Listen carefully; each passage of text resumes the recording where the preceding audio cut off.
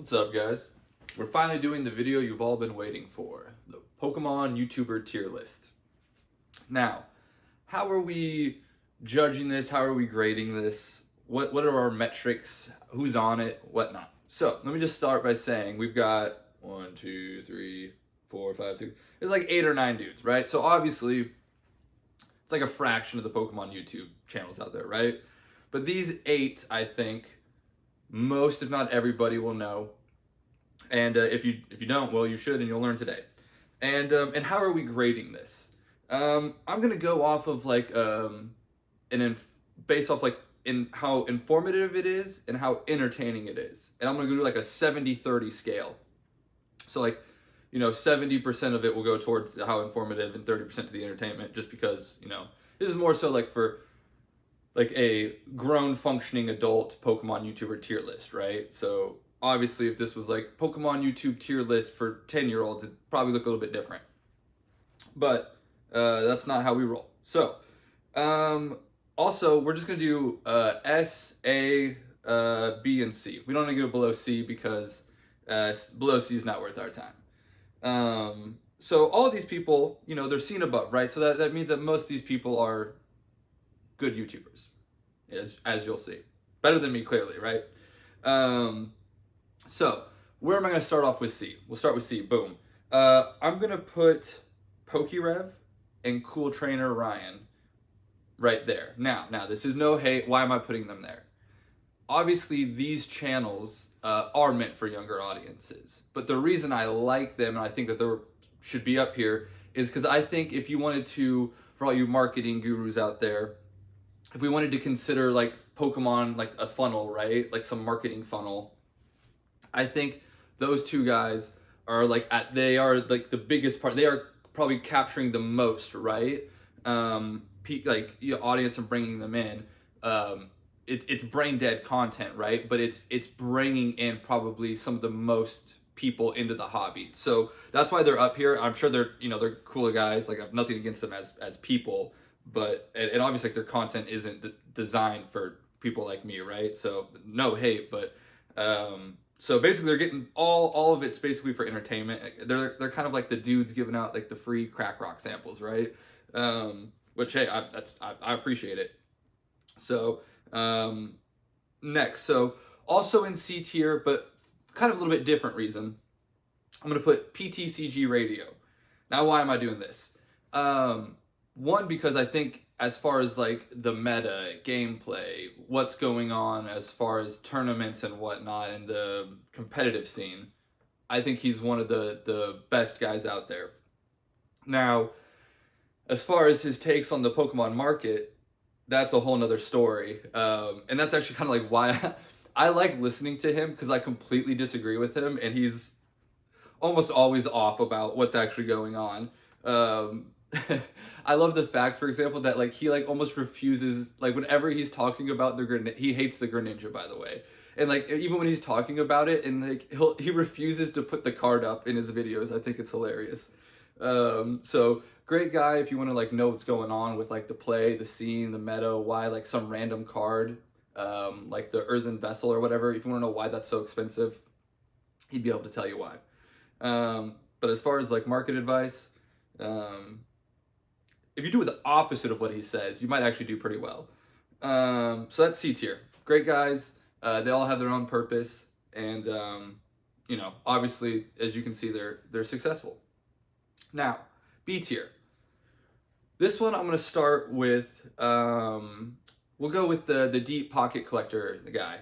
Now this gentleman here, for the longest, I'll admit, I like could not stand like his cringy titles and all that, like, but then like once I actually like kind of like watched a little bit of it, he seems like a super solid guy. I actually really think that he does a good mix of that like entertainment but also giving you informative content, and I think he does a really good job of supporting local and small businesses, stuff like that, card shops at conventions and stuff like that. So I think he's just overall a good entity in the community. I think his content is kind of gets you from that like just entertainment to where you're starting to get a little informative. So that's mostly why I like him. Again, he's capturing, I would consider him like the second sprung on the funnel, right? Where you're getting a little bit more deeper into the nuance of the hobby. But you're still just kind of entertainment, collecting, ripping, buying, stuff like that. But still informative. So I actually really like him a lot. Now, this next one in B tier, I wasn't sure if I wanted to put them, I was stuck on like A or B tier.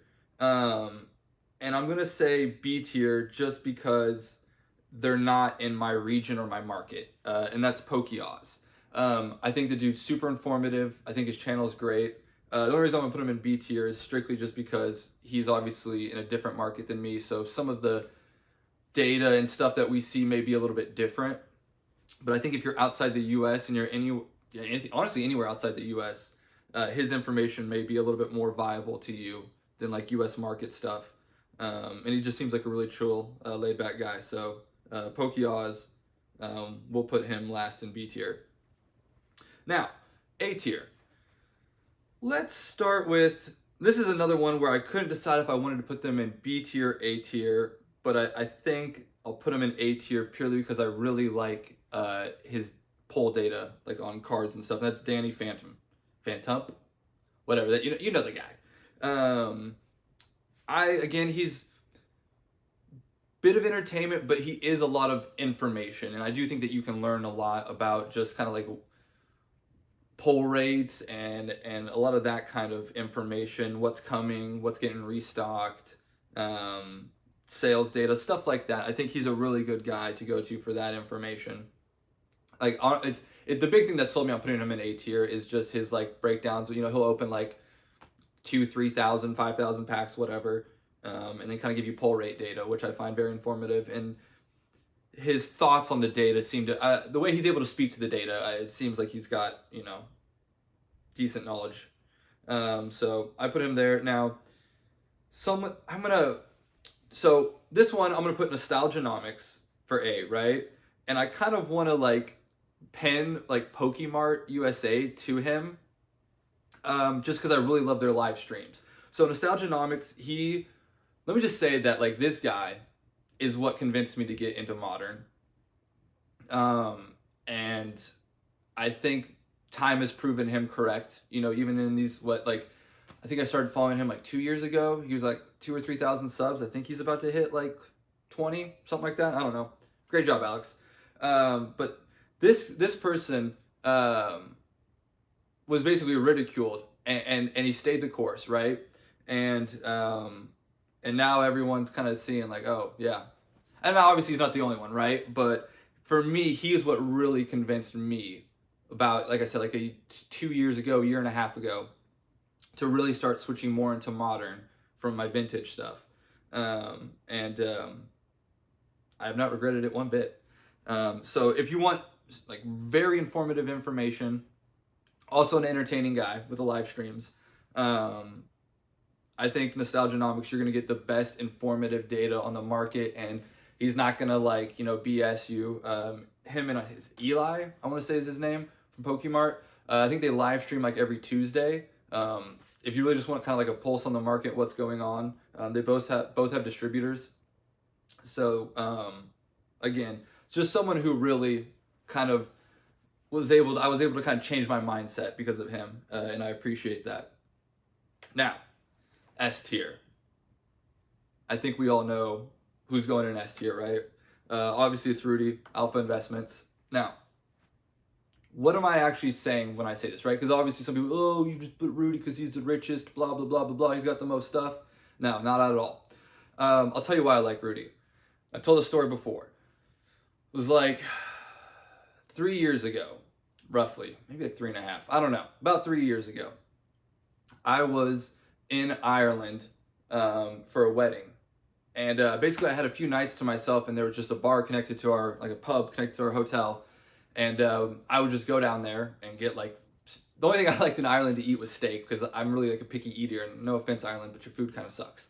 So I would just get a steak every night and just steak and beer. And I would go down to this pub, and I would just put my AirPods in, and I would watch Rudy, Alpha Investments whiteboard videos from like 5 to 7 years ago at this point now. So at that time they were like, 3 to 5 years old. And I'm telling you guys, you will, and this is like, you will learn so much about yourself and just human nature and why we do dumb things. And if you know anything about Rudy, he doesn't even like Pokemon, right? So it's like the most non-biased, and it's not even the Pokemon videos that are his best. I'm telling you guys, if you have 5 hours, and I had like a 10-hour flight there and back too, right? So I had so much time. I think I watched every single Rudy whiteboard video. If you can dedicate the time to watch like one Alpha Investments whiteboard video, they're not even about cardboard half the time, right?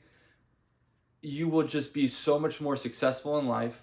You will understand why you do certain things. It's like literally going to a psychiatrist, bro. It's no holding back. It's just like, here's how it is. It's old stories, and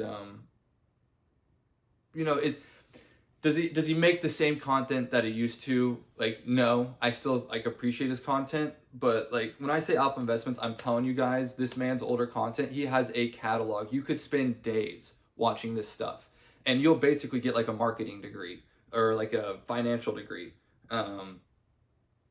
It's if you just really want to learn something about the way you think and the way you perceive reality and life, and the way you look at money, that is the ultimate. He is the end of the funnel, right? We are at the end of the funnel where, and I'll tell you this too, just so you guys don't think. You want to know what I bought from Rudy? T-shirts. That's all I bought from Rudy is T-shirts and one product, which was the Seance MetaZoo kit, which I've told this story before. I had one box that was clumped with the auras, and then one that was clumped with the whatever the contract card was. So I like doubled my money and flipped out of it instantly. So I've only bought one thing from him, made money, and I buy his T-shirts. That's it. So not even really a shield. Like, he's got a Patreon if you want. I wouldn't sign up for it. I'm not even signed up to it anymore. There you go, surprise. I just buy his T-shirts. I'm not even signed up to his Patreon anymore. Just because I didn't need it. I found better ways to get product. I appreciate him. I buy his T-shirts. I love the guy, but yeah, I mean, I'm not like on his Patreon.